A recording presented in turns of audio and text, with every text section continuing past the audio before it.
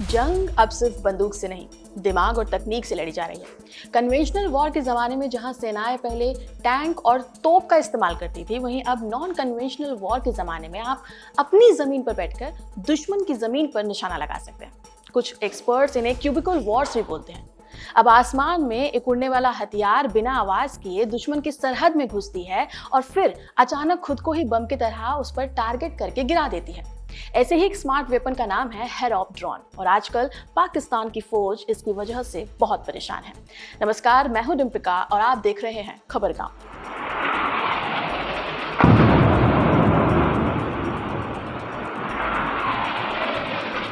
दरअसल हुआ यूं कि पाकिस्तान के आर्मी स्पोक्सपर्सन अहमद शरीफ चौधरी ने प्रेस कॉन्फ्रेंस में दावा किया कि ऑपरेशन सिंदूर के तहत भारत ने 20 से ज्यादा हेरॉप ड्रोन्स पाकिस्तान की सीमाओं में भेजे।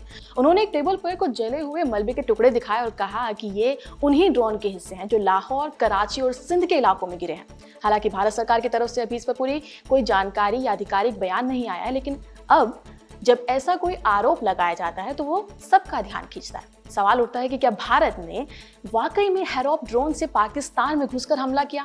और सबसे बड़ी बात कि हेरॉप ड्रोन आखिर है क्या चीज? भारत ने हेरॉप ड्रोन को पहली बार 2009 में खरीदा था, जब भारतीय वायुसेना ने $100 मिलियन में लगभग 10 ड्रोन का ऑर्डर किया था। इसके बाद 2019 में भारत ने 54 और हेरॉप ड्रोन खरीदने की योजना बनाई, जिससे अब ड्रोन की कुल संख्या 110 हो गई। भारतीय वायुसेना ने इन्हें P4 नाम दिया था। भारत ने इसे अपनी वायुसेना में शामिल करके अपनी डिफेंस कैपेबिलिटी को और भी ज्यादा मजबूत किया है। हेरॉप ड्रोन एक ऐसी किस्म का ड्रोन है जिसे लोइटरिंग मुनीशन कहा जाता है। मुनीशन का मतलब होता है बारूद और लोइटरिंग का मतलब होता है फैलाना। तो ये हथियार बैटल ग्राउंड में जाकर किसी भी जगह पर आप उसे छोड़ेंगे तो ये अपने ऑब्जेक्ट को पहचान कर खुद उस पर बम की तरह गिर जाता है। यानी कि आप आसान भाषा में इसे सुइसाइड ड्रोन कह सकते हैं। इसे बनाती है इजराइल की कंपनी इजराइल एरोस्पेस इंडस्ट्री। इसी कंपनी ने हार्पी नाम का ड्रोन भी बनाया था। आम भाषा में इन ड्रोन्स को कामिकाजे ड्रोन भी कहा जाता है, क्योंकि ये खुद ही दुश्मन के ठिकाने पर जाकर टकराता है और वहीं फट जाता है। ठीक वैसे ही जैसे पुराने जमाने में जापानी पायलट अपने प्लेन को दुश्मन के जहाजों से टकरा देते थे। इस ड्रोन की खास बात यह है कि इसे टारगेट पर गिराने से पहले आसमान में काफी देर तक मंडराने के लिए छोड़ा जा सकता है, ताकि सही मौके पर हमला किया जा सके। ये दुश्मन के एयर डिफेंस सिस्टम और रडार को खोजकर उन्हें खत्म करने के लिए खास तौर से डिजाइन किया गया है। एक बार जब ये अपने लक्ष्य को पहचान लेता है तो खुद ब खुद उस पर गिरता है और उसका काम तमाम कर देता है। इसकी फ्लाइंग रेंज करीब 200 से 1000 किलोमीटर तक की होती है और ये करीब 6 से 9 घंटे तक हवा में रह सकता है। इसमें 23 किलो विस्फोटक भरा जा सकता है जो भारी नुकसान पहुंचा सकता है। इसे किसी भी खतरे या टारगेट पर भेजा जा सकता है, चाहे वो चलती हुई मिसाइल हो, दुश्मन का रडार सिस्टम हो या फिर किसी इमारत में छिपा आतंकी। इसे शहरों के अंदर ऑपरेशन, आतंकवाद विरोधी मिशन या सीमा पर अचानक हुए हमले में भी इस्तेमाल किया जा सकता है। जमीन हो या समुद्र, इसका निशाना एकदम सटीक होता है। हेरॉप की सबसे बड़ी खासियत ये है कि ये ऐसी टेक्नोलॉजी से बना है, यानी कि ये ना तो आसानी से रडार की पकड़ में आता है और ना ही इसकी कोई आवाज होती है और ना ही किसी तरह का कोई धुआं छोड़ता है। दुश्मन को तब तक पता नहीं चलता जब तक ये निशाने पर गिर नहीं जाता।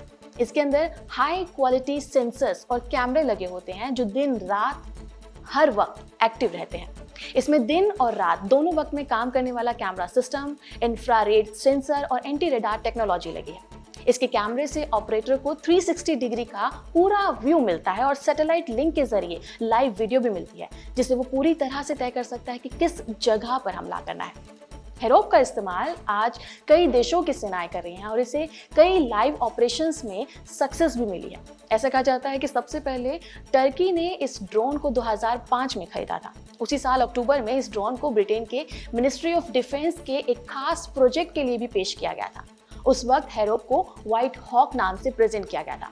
ये ब्रिटिश प्रोजेक्ट फायर शेडो के लिए फाइनलिस्ट तक बना था, लेकिन बाद में ब्रिटेन ने अपने ही देश में बना सिस्टम चुन लिया। हेरॉप का नाम दुनिया में तब भी गूंजा था जब अजरबैजान ने 2016 में आर्मेनिया के खिलाफ इसका इस्तेमाल किया था। बाद में 2020 में नारगोनो काराबाग कॉन्फ्लिक्ट में इसी ड्रोन से कई टैंक्स, रडार सिस्टम्स और बंकर्स को तबाह किया गया था।